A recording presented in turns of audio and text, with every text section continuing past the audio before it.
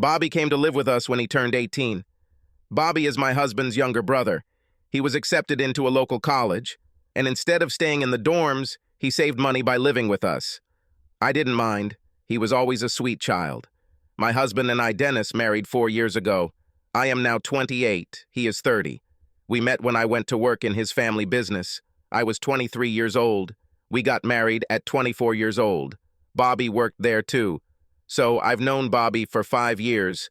Dennis's mom got pregnant at 18 and gave birth to Dennis. She gave birth to Bobby at age 30. I was hoping Bobby's move would force Dennis to be home more. Over the last year, we seemed to be growing apart. We moved to our city when Dennis's family opened a new branch. Dennis was assigned to manage it. It was a great opportunity, a chance to build a new territory from scratch. He spent more and more time in the office. I knew he worked hard for us so we could expand our family. He kept putting off having children, saying he wanted to be financially secure. Dennis worked harder and harder. When we met, Dennis pursued me relentlessly. He was always a gentleman and never did anything to harm me, but he approached me with the same zeal with which he closed a deal. He often said, "Nancy, I don't know who sent you to work here, but I owe them everything I have." I was flattered by the attention of this handsome man. He had a great job and everyone liked him. Our wedding was perfect. Almost immediately after the wedding, everything began to change. Instead of pursuing me, Dennis began to take me for granted. He used to take me with him, and we would go to plays and concerts. Now I had to beg him to take me with him. Bobby adored Dennis. He idolized his older brother. Bobby was 13 when we met. I could see from the way he looked at me that he idolized me too. He was always following me around and trying to do something for me. It was so sweet and honest that I was flattered. He was and remains a wonderful child. Unfortunately, when Bobby moved out, it had the opposite effect on Dennis. He stopped showing up at home completely. I share everything with my sister Jane. She lives about a mile from here.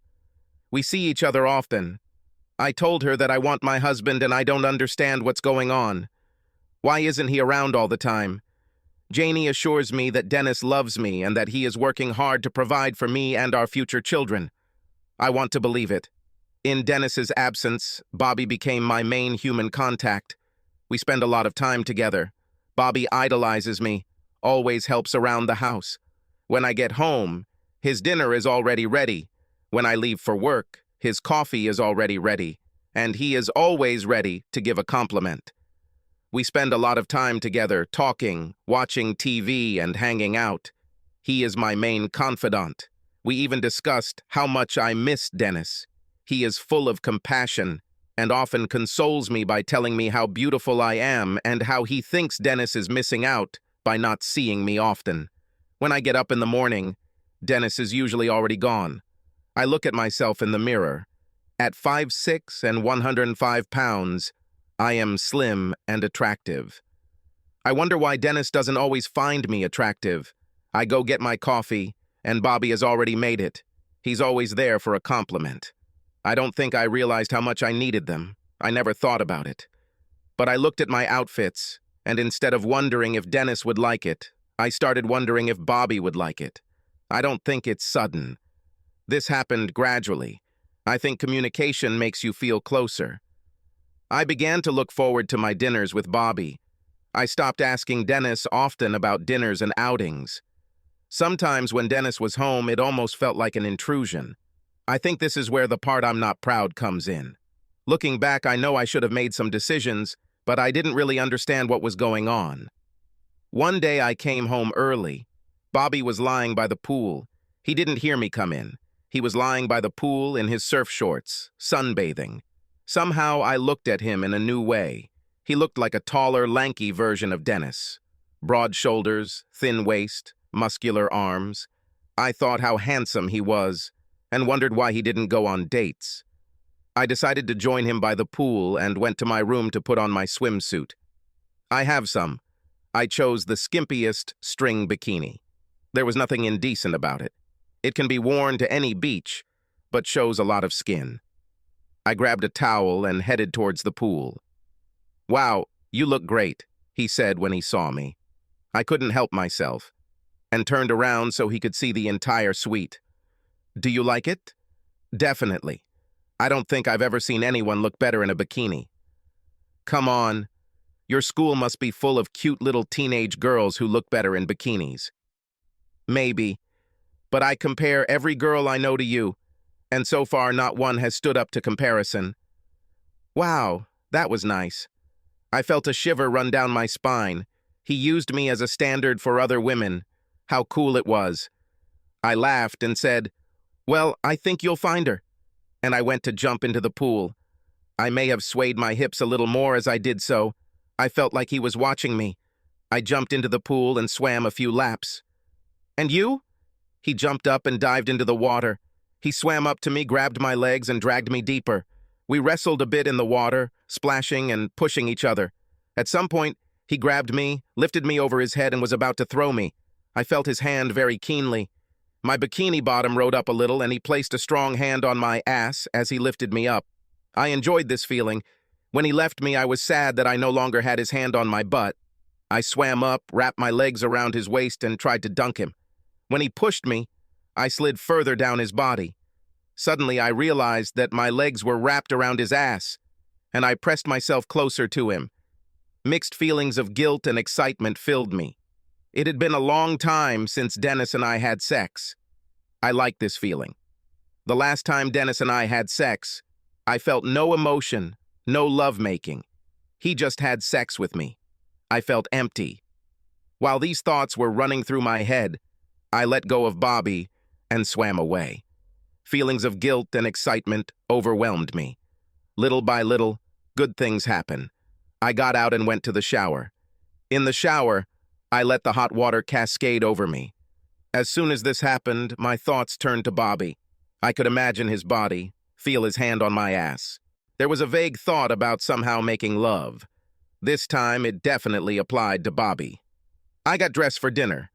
Again, without realizing it, I wondered what Bobby would want me to wear. I opted for cute, tight terry short shorts and a fitted V-neck t-shirt. The shirt showed his stomach a little. The shorts ended right at the bottom of my ass. I went without a bra. In the end, I reasoned that I wasn't going anywhere else and could dress more comfortably. After getting dressed, I went to the kitchen to prepare dinner. Bobby was there before me and was already cooking. His shorts were dry and he was wearing a white tank top. I admired his waist and shoulders from the back. He turned around, saw me, and smiled. I realized that I hadn't noticed anyone smiling at me for a long time. I felt a tingling sensation in my stomach. I liked it. I felt like I wanted more smiles. We had a good dinner. Now looking back, I realize that I was flirting. At the time, I just thought it was a great conversation. I touched his hands, I was happy, and laughed. That evening, Dennis returned home around 10:30. I was in bed. I was waiting for him. All I was wearing was a see-through t-shirt. I got out of bed, grabbed him, and kissed him. I wanted sex. He pushed me away. "Not today, Nancy." "I'm tired." I exploded. "Tired? You're always damn tired. We haven't had sex for months. How can a 30-year-old guy be so damn tired that he doesn't want sex?"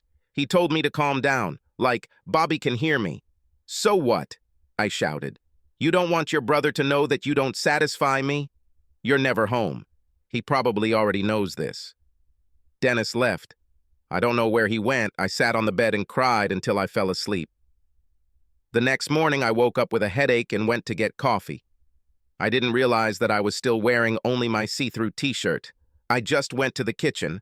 Bobby was sitting at the table. He raised his eyes and stared at me. I realized that my breasts were visible through the t-shirt, and it did not cover my bare ass. I probably should have covered myself. I didn't. Something in me felt that by exposing myself to Bobby, I was getting back at Dennis. I just said good morning and started talking as if everything was normal. "I think you heard us last night." Bobby laughed shyly.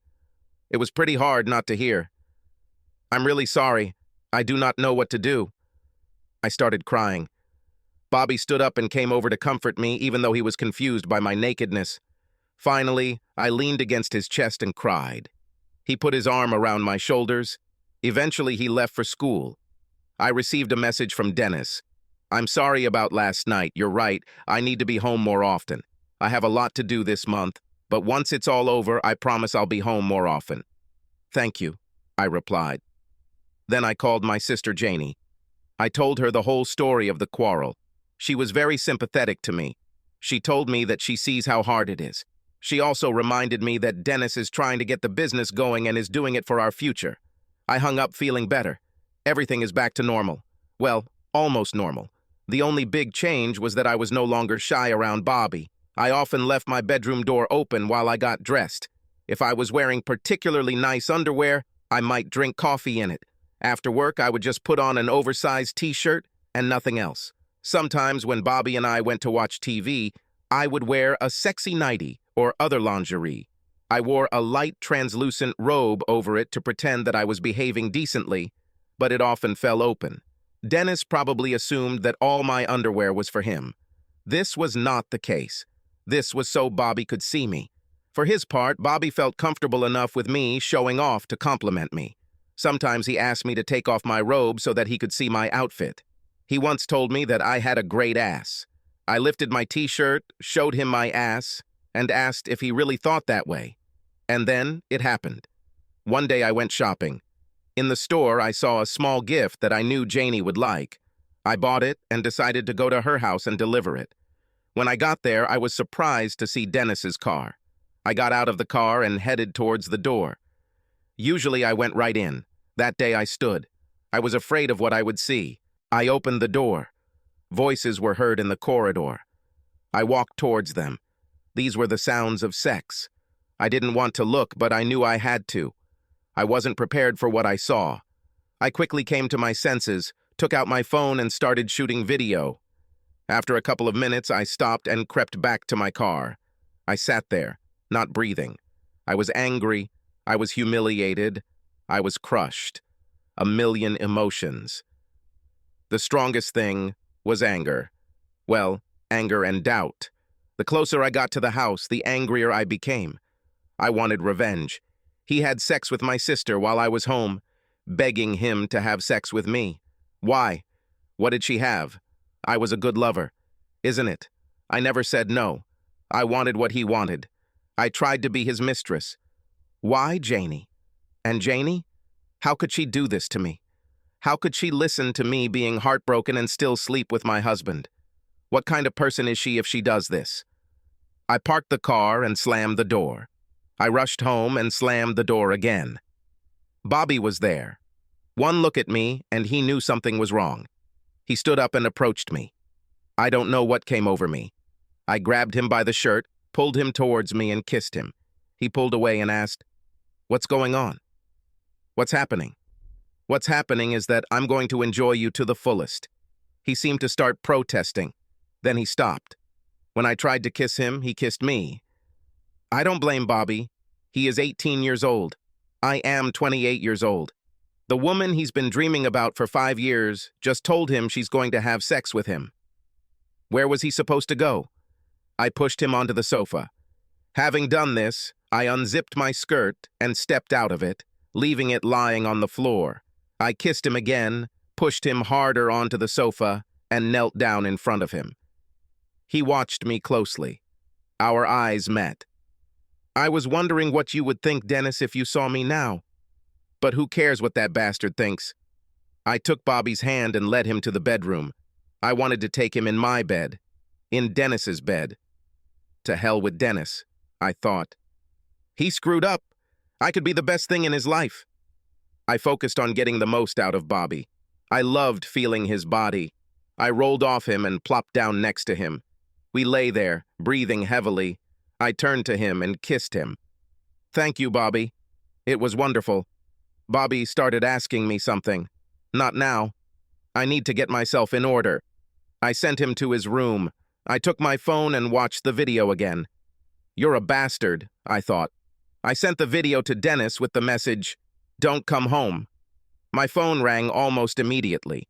I didn't answer the call and wrote back, "I have nothing to talk about. Don't come home." I took a shower, cleaned myself up, put on a robe, and went to the kitchen. Bobby was sitting there. "Are you okay?" "No," I answered.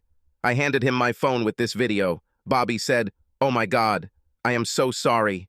He came up to me, hugged me, and pressed me to him. I burst into tears. My phone rang again. It was Dennis. I ignored it. Bobby's phone rang. He replied, "Fuck you." That's all he said, and passed out. I knew Dennis would show up soon. My parents lived too far away. Janie was my only close relative and my best friend in the past. I wanted to leave, but didn't know where. Bobby told me to get dressed. We were going to his parents' house. It was an hour away, but I didn't know what else to do. I cried the whole way there. When we got home, his mom took one look at me and asked what happened. She asked if Dennis was okay. Bobby took my phone and showed her the video. "Oh my God," she said. Dennis's father came over and watched the video. "What a scoundrel," he said. As he held the phone in his hand, it rang. It was Dennis. His dad answered the call. "She doesn't need to talk to you right now," he said. He listened for a moment and then said, "She's here. We saw the video. Do not come to me." And he passed out. That night, while I was trying to sleep, his mom and dad were arguing. Mom said I needed to talk to Dennis and work things out. Dad said Dennis was a jerk and that I should get a divorce and he would support me. The next few days passed in a blur. Bobby came back to my house and brought me some clothes. He waited for Dennis to leave. Janie and Dennis tried to call me several times. I didn't answer their calls. His mom was talking to Dennis. She told me he was sorry and wanted to work things out. When his dad was there, he told her to stay out of it and that I should never go back to Dennis. I couldn't stay there forever, so I started looking for a place. Dad saw this and asked what I was doing.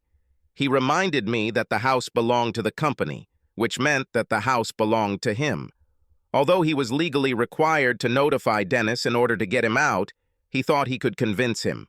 Later, I found out from Dennis that he would fire him if he didn't move out and leave me alone. I returned home. Bobby is with me.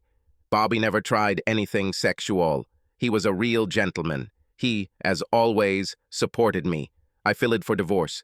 Dennis's mom kept trying to get me to deal with Dennis. Dad wouldn't let Dennis bother me. Dad soon fired Dennis.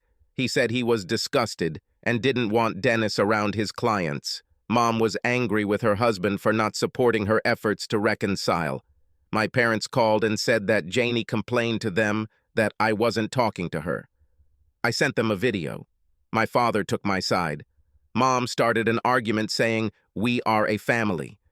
After a few months, things began to calm down. I refused to talk to Dennis or Janie. My mom wanted me to talk to Janie and was angry that I didn't. His mom wanted me to talk to Dennis. Dad supported me, which caused them problems at home. One evening, I came home from work. Bobby was in the kitchen preparing dinner. He turned around when he saw me enter. He prepared a glass of wine for me. "Dinner is almost ready," he said. "I'm not very hungry yet." "Does it endure?" "No problem," he said. "It can wait." Approaching him, I reached to the side and unzipped my skirt. I let it fall to the floor, stepped out of it, and walked over to Bobby. She took his hands in hers and said, "Okay, then make love to me." Subscribe to our channel so that your second chaff doesn't cheat on you, and go ahead and listen to the next story, because this story is nothing compared to the next one. If you're under 18, don't even think about listening to the next one.